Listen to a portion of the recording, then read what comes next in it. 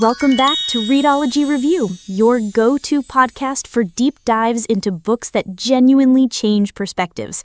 I'm Emma, and joining me today is our resident book expert, Ethan. How are you doing, Ethan? I'm fantastic, Emma. Excited to be here, especially today as we're talking about a true classic in the personal finance world that has influenced millions. Robert T. Kiyosaki's Rich Dad, Poor Dad. It's certainly a book that gets people talking. The title alone, What the Rich Teach Their Kids About Money That the Poor and Middle Class Do Not, immediately grabs your attention. Ethan, for listeners who might not be familiar, can you set the stage by explaining the core premise of the book and what makes Kiyosaki's perspective so unique? Absolutely, Emma. The book is essentially an autobiography where Kiyosaki shares his upbringing with two highly influential fathers. One was his biological father, highly educated with a PhD, who always struggled financially, what Kiyosaki calls his poor dad. The other was his best friend Mike's father, who never finished 8th grade, but became one of the richest men in Hawaii, his rich dad. The central idea is that having these two contrasting role models offered Kiyosaki a unique choice of viewpoints on money, allowing him to think, compare, and choose his own financial path rather than simply accepting one perspective. It's powerful because it highlights that financial education is primarily taught at home, not in schools, which largely focus on scholastic and professional skills. This, according to Kiyosaki, explains why even highly educated individuals, like bankers, doctors, and accountants, might struggle financially. That's a fascinating start.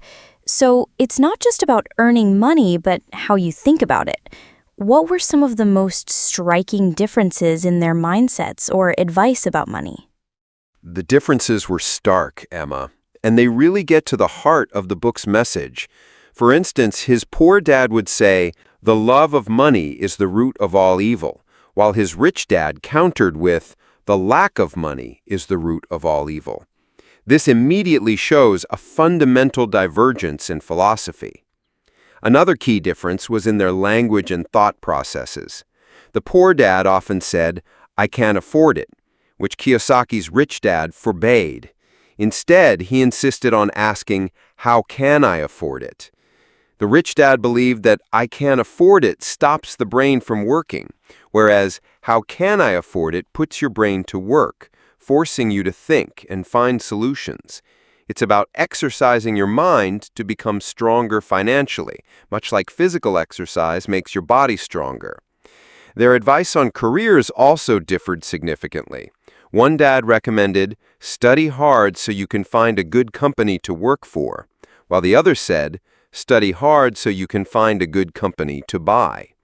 This encapsulates the difference between being an employee and an owner. Kiyosaki emphasizes that the rich don't work for money. Instead, they have money work for them. So it's about changing your perspective from being an employee to an owner and shifting from working for money to having money work for you. How does the book then guide readers to achieve this? What are the fundamental principles or rules Kiyosaki introduces? The foundational lesson, which Kiyosaki calls rule number 1, is understanding the difference between an asset and a liability, and then buying assets. He simplifies it brilliantly. An asset is something that puts money in your pocket, while a liability is something that takes money out of your pocket. Most people, he argues, struggle financially because they acquire liabilities that they think are assets. A common example given is treating your personal home as your largest asset, when in fact it can be a liability due to ongoing expenses like property taxes, insurance, and maintenance. The focus, then, is on actively building an asset column. This isn't just theory. He recounts how his rich dad taught him and Mike this practically, initially even by making them work for free to force them to be creative in finding ways to make money, leading to their first business, a comic book library. This experience taught them to have money work for them and to be in control of their own finances, not dependent on an employer. That makes a lot of sense. It sounds like financial intelligence isn't just about earning more, but about how you manage and invest what you earn. Before we delve deeper into how the rich really make money work for them, here's a quick interlude. To support the author and publisher, we encourage you to purchase and read the full physical version of the book. We have attached the link to buy the book in the video description. You can refer to it. And if you'd like us to create a brief summary or review of a particular book, don't hesitate to leave a comment under this video.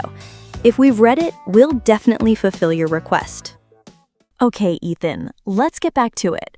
Kiyosaki also talks about how the rich use corporations and even invent money. Can you explain these concepts? Certainly, Emma. This is where the book gets really insightful. Kiyosaki dedicates a significant part to the history of taxes and the power of corporations.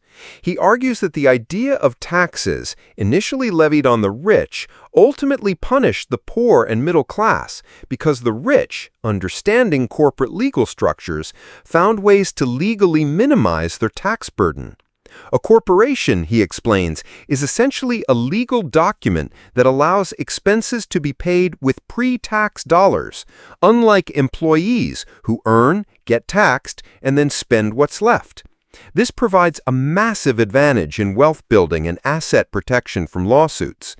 As for inventing money, this ties back to financial intelligence and seeing opportunities others miss. Kiyosaki illustrates this with examples of real estate deals where he would buy distressed properties for very low prices and then sell them quickly with no money down, often creating significant passive income through promissory notes. He stresses that money is not real, it's an idea, an agreement.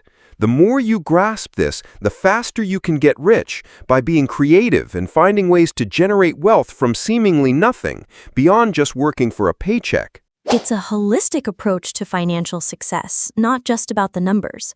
But what about the psychological barriers? The book talks about overcoming obstacles like fear and laziness. How does Kiyosaki suggest readers tackle these? He identifies 5 main reasons financially literate people still don't develop abundant assets: fear, cynicism, laziness, bad habits, and arrogance. Fear.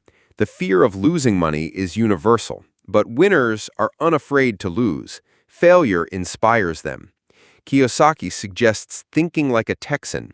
If you're going to go broke, go big. Meaning, don't play too safe, because fear of losing means you don't play to win. Cynicism. This stems from unchecked doubt and fear. Cynics criticize, while winners analyze.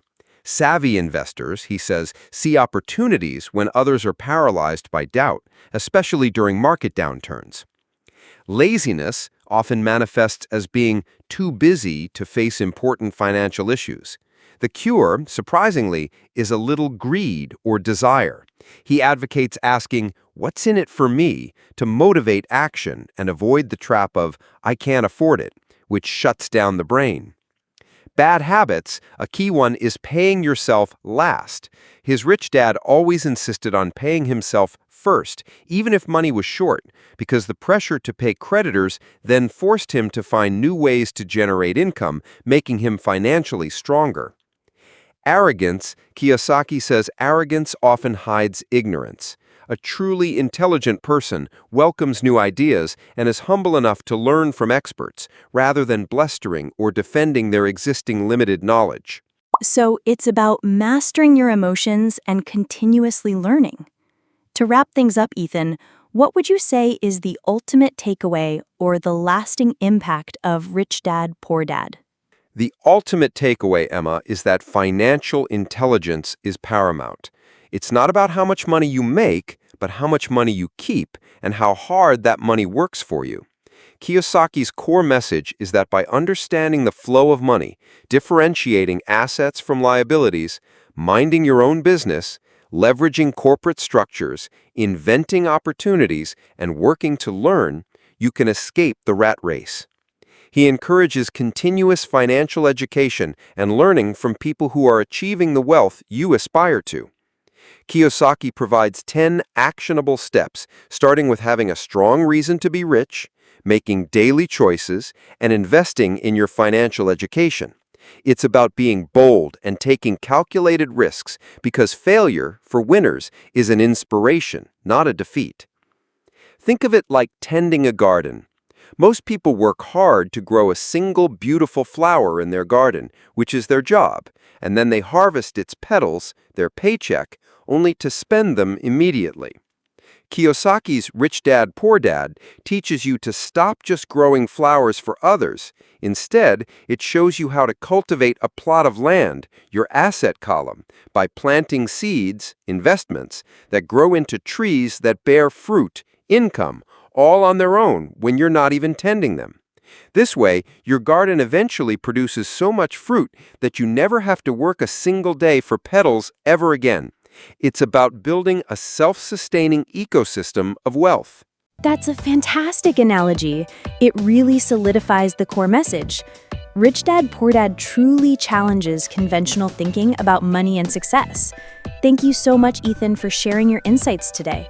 My pleasure, Emma. It's a book everyone should read, regardless of their financial background. And thank you for tuning in to Readology Review. Don't forget to check out the link in our description to get your copy of Rich Dad, Poor Dad, and leave a comment if there's a book you'd like us to review next. Until then, keep reading, keep learning, and keep growing.